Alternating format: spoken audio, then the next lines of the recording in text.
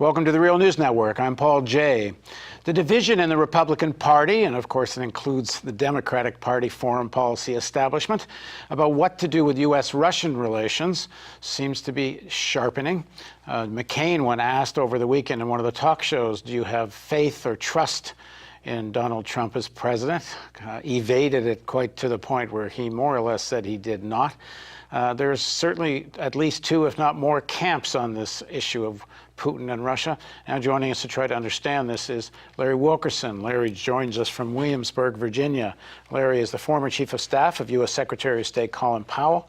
He's currently an adjunct professor of government at the College of William and Mary and a regular on the Real News. Thanks for joining us again, Larry. Thanks for having me, Paul.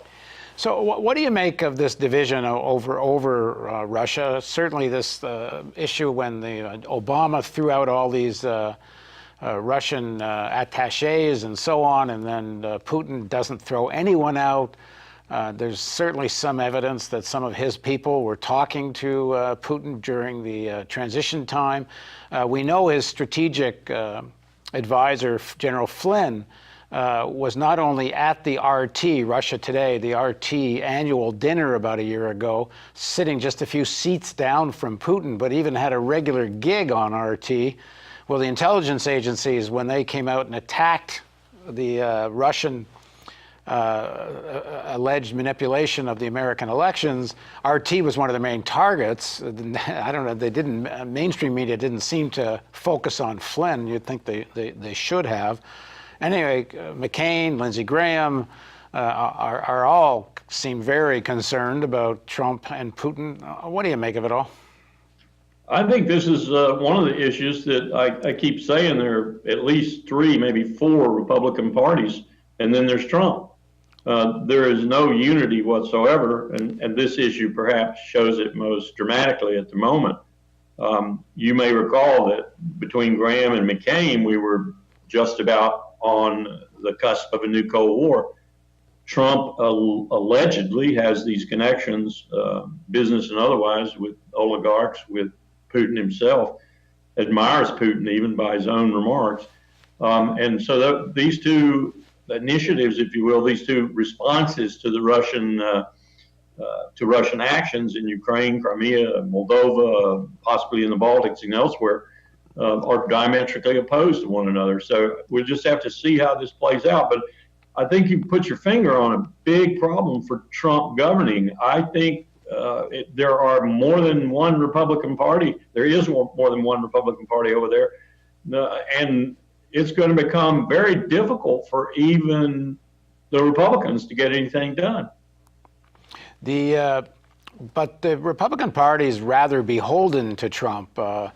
Given his, I mean, he doesn't have a lot of popularity right now nationally in the polling, but he certainly helped drive the elections and helped the Republicans take both houses, it seems. And he is in command of the party. I mean, how much can the people like McCain and that actually buck what he wants?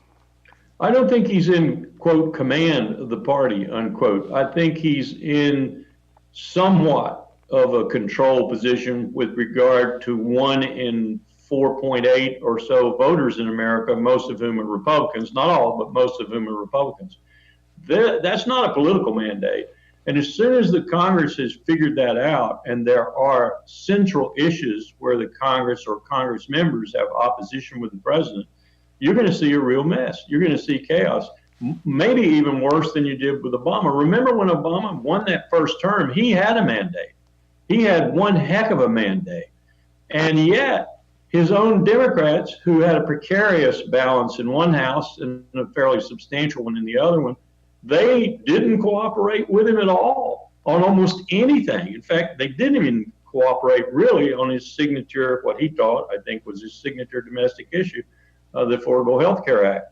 So that's a minor thing, I think, though, to what we're going to see with the Republicans, because I know this party. I know the different views that are in it. When Reince Priebus put his arms around the party post-election and said, oh, man, we're in great shape now. We won the White House. We've got both houses of Congress and everything. He was blowing smoke. There is no unity amongst the Republican Party. What is the basis of the antagonism towards Russia and Putin? I mean, it's not a socialist system. It's not a communist party.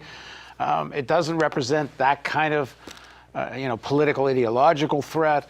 It's another capitalist country, and yes, maybe it has done some things on its borders, but within the world of big capitalist countries, that's not so unusual either. Why are things at such a level for so much of the both Democratic Party and Republican Party foreign policy establishment? I think it's as simple as this. It's more complex, of course. There are other issues, but when you get to the core of it, it's as simple as this. They opposed us. They were supposed, and this was Bill Clinton's appreciation of it. It was not George H.W. Bush's appreciation. There were some people in his administration, neoconservatives in particular, who had this view. But it wasn't George H.W. Bush's view. But it's Clinton's view, and it's been every administration's view more or less ever since, and that is that the Russians ought to do what we tell them to do. That they have no business. They lost the Cold War.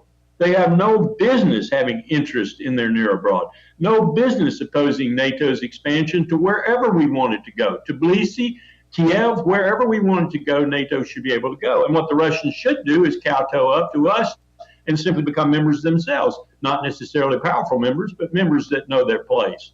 I think it's that basic, Paul. There are people like John McCain and Lindsey Graham who know it's that basic with them. They do not like the fact that we won the Cold War and the Russians look like they're reaping the benefits.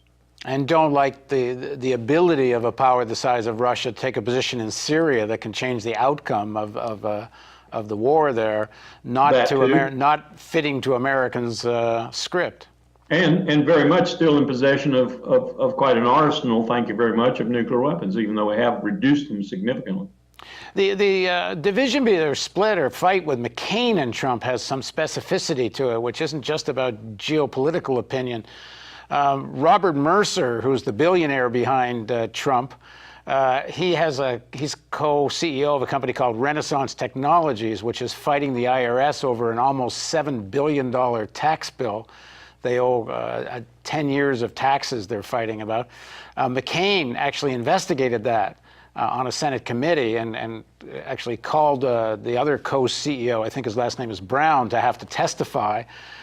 So the Mercers and Rebecca Mercer, the daughter of Mercer, was on Trump's transition team. And Bannon works for Mercer, Kellyanne Conway worked for Mercer. And Mercer really has it in for McCain. And lo and behold, Trump supported primarying McCain. I'm sorry, I don't remember the name of the person who ran against McCain, but in the Republican primary. But Trump supported trying to get rid of McCain. Yeah. So there's a lot of bad blood there just on that score.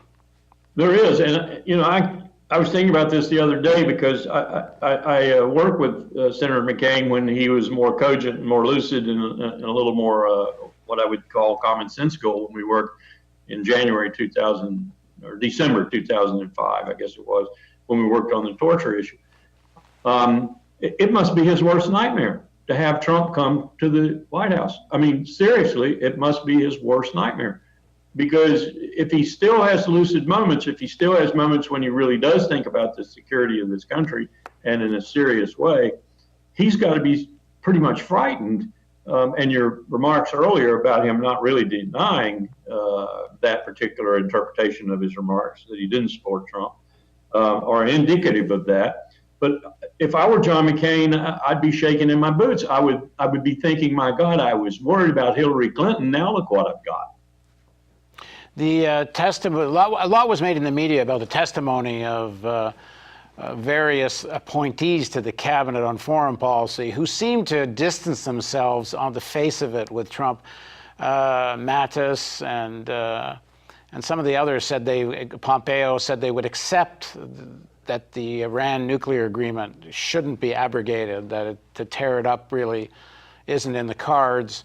They sounded very reasonable, but given that they have all been on documented and been quoted as saying Iran is sort of the #1 source of terrorism in the world, Iran's the greatest threat to the Middle East. We've heard this from Flynn as well. Does that mean a scenario that people should be on guard for of some kind of manufacturing of evidence that Iran will have broken the nuclear deal. Because if things go along as they are, they're not going to have an excuse to go after Iran. I've seen the manufactured evidence up close and personal with regard to Iraq's possession of weapons of mass destruction. I've studied the distortion of intelligence involved with everything from the missile gap with JFK to interpretations by Bill Casey and the CIA of the Soviets being much more powerful than they really were. In fact, they were falling apart at the time in order to support Ronald Reagan's defense buildup. So I know about distorting intelligence and that sort of thing. Paul, to answer your question directly, having said what I just said, I would almost be willing to bet there'll be some sort of false flag operation, some sort of concocted intelligence picture, something nefarious that's inaccurate but made to look accurate, put out that asserts and attests to substantially verify Iraq is breaking the agreement. That's what I've been looking for ever since the agreement was inked, and I still suspect that that's coming down the road. All right, thanks very much for joining us, Larry. Thanks for having me, Paul. And thank you for joining us on the Real News Network.